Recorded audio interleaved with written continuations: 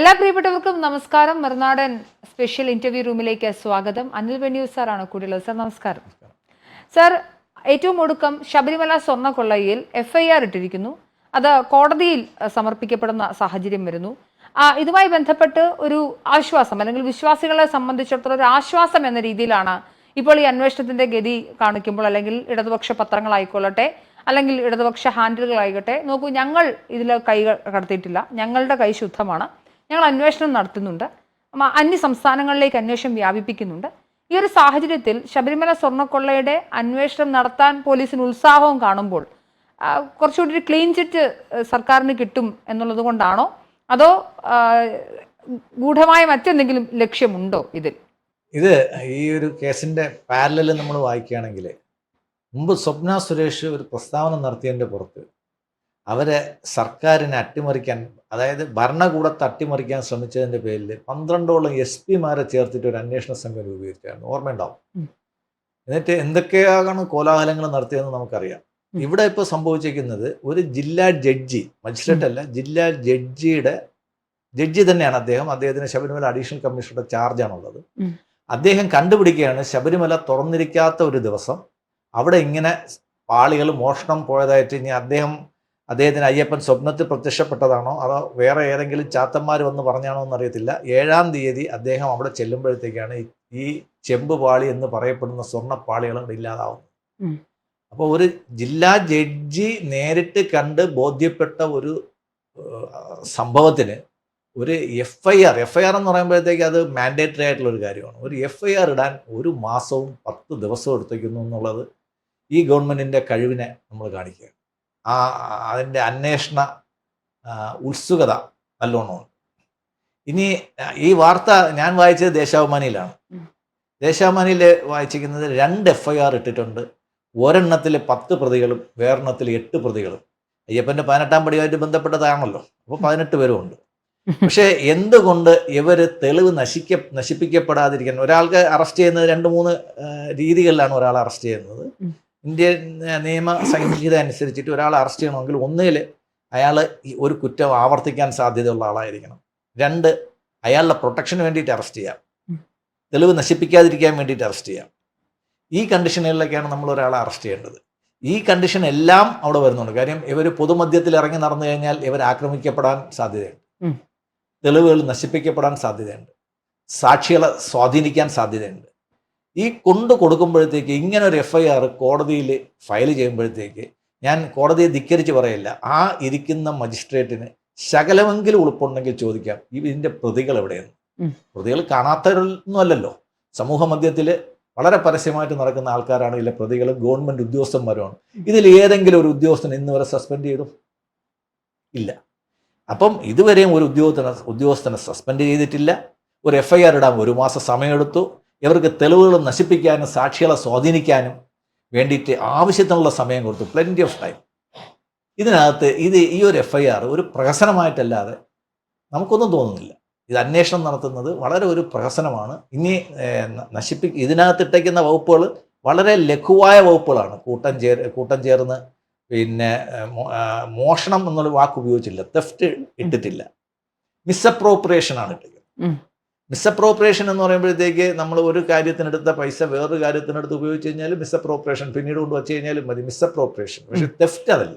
Theft നമ്മൾ എടുത്തിട്ട് തിരിച്ചു കൊണ്ടുവച്ച് കഴിഞ്ഞാൽ അത് നമ്മൾ മിസ്അപ്രോപ്രിയേഷൻ അല്ല.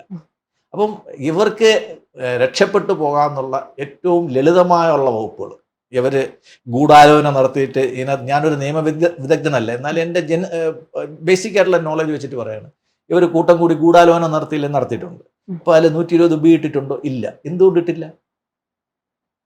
അപ്പം ഇതിനൊക്കെ ഈ സർക്കാർ ഉത്തരം പറയേണ്ടതാണ്. മടിയിൽ കനമുണ്ടോ ഇല്ല എന്നുള്ള കാര്യം പണ്ടാണ് മടിയിൽ കനം വെച്ചിട്ടൊക്കെ നടക്കുന്നത്. മോഷ്ടിച്ച് കള്ളന്മാരാണ് മടിയിൽ കനം വെച്ചിട്ട് നടക്കുന്നത്. ഇപ്പോൾ ഉള്ള മോഷ്ടാക്കളെല്ലാം അത് സ്വിസ് ബാങ്കിലോ അല്ലെങ്കിൽ ഏതെങ്കിലും UAE ബാങ്കിലോ ഒക്കെ നേരിട്ടങ്ങ് അവർ വന്ന് എടുത്തുകൊണ്ട് പോയിക്കോളും. തൊണ്ട് മൂലം കൊടുത്താൽ മതി. അവരുടെ എക്സിക്യൂട്ടീവ് ഒന്ന്, നമ്മളിലിപ്പോൾ 10 കോടി രൂപ ഉണ്ടെന്ന് പറഞ്ഞു കഴിഞ്ഞാൽ സ്വിസ് ബാങ്കിന്റെ എക്സിക്യൂട്ടീവ് വരും, വീട്ടിൽ വന്ന് 10 കോടി രൂപ എടുത്തുകൊണ്ട് അവർ പോയിക്കോളും. പക്ഷേ വേറൊരു കാര്യം ഞാൻ ചോദിക്കട്ടെ, ഇപ്പോൾ പത്മകുമാറിനെ ഉൾപ്പെടെയുള്ള മുൻ ദേവസ്വം ഭരണസമിതി അംഗങ്ങളെ ഉൾക്കൊള്ളിച്ചുകൊണ്ടൊരു FIR വരിക എന്ന് പറയുമ്പോൾ സർക്കാർ സ്റ്റിൽ അവർ സെൽഫായിട്ട് എക്സ്പോസ് ചെയ്യാനായിട്ടൊരു സാധ്യത കൂടി അല്ല അതിനെ ഇതിനകത്ത് അവർ പറയുന്ന ഒരു വകുപ്പുണ്ട് 34 കൂടെ ചേർത്തിട്ടുണ്ട്.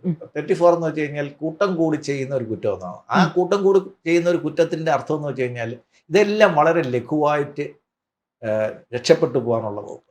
ഈ പോലീസിന്റെ നമ്മുടെ പ്രോസിക്യൂഷൻ്റെയും പ്രോസിക്യൂഷൻ അല്ല പോലീസിന്റെ തന്നെ ഏറ്റവും വലിയൊരു പിഴവ് നമ്മൾ പല വിധിന്യായങ്ങളിലും കാണുന്നത്, ഇവർ കേസിനെ വളരെ കോംപ്ലിക്കേറ്റഡ് ആക്കാൻ നോക്കും. ഒരുപാട് സാക്ഷികളെയും മൊഴികളും ഉണ്ടാക്കാൻ ശ്രമിക്കും.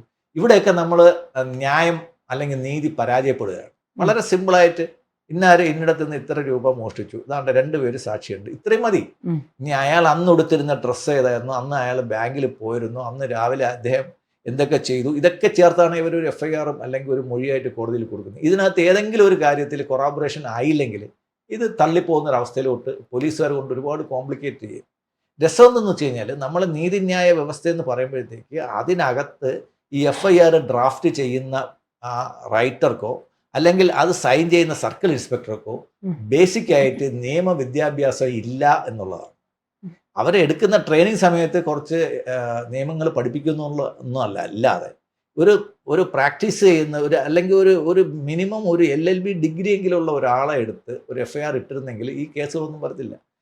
ദൗർഭാഗ്യവശാൽ ഇപ്പോഴും നമ്മളവിടെ ആ ഒരു സബ് ഇൻസ്പെക്ടർ പോസ്റ്റിലോട്ട് ഒരാളെ ഡയറക്ടർ റിക്രൂട്ട്മെന്റ് എടുക്കുമ്പോഴത്തേക്ക് LLB ഡിഗ്രി ചോദിക്കുന്നില്ല. അപ്പോൾ അയാൾക്ക് ഇതിനെ പറ്റിയിട്ട് അറിയത്തില്ല, അയാളെ കുറ്റമല്ല. അപ്പം ഗവൺമെന്റ് പറയുന്നത് എന്താണോ അത് ചെയ്യുന്ന ഒരു രീതിയാണ് നൽകുന്നത്. ഇത് ഒരു HMV ആണെന്ന് പറയാം, ഹിസ് മാസ്റ്റേഴ്സ് വോയിസ്.